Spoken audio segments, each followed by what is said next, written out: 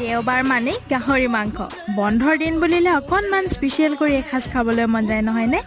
আজি আমি দেওবৰীয়া বিশেষ খৰিচা দি বইল গাহৰি আৰু মৰিচা শাকৰ লগত গাহৰি মাংস বনাই খাম।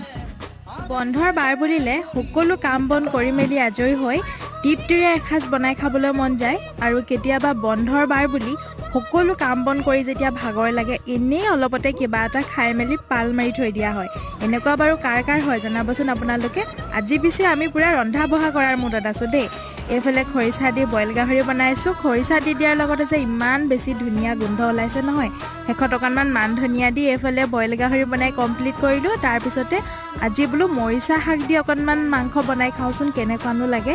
আমি পিছে মৰিচা শাক দি আগে পিছে বনাই খোৱা নাই দেই, আজিয়ে প্ৰথম বনাই খালোঁ আৰু খাবলৈ যে ইমান বেছি ভাল লাগিছিল নহয়। আপোনালোকে গাহৰি মাংস কিহৰ লগত খাবলৈ বেছিকৈ ভাল পায় আজি কমেণ্ট কৰি জনাব দেই। আজিৰ ভিডিঅ'টো ইমানেই।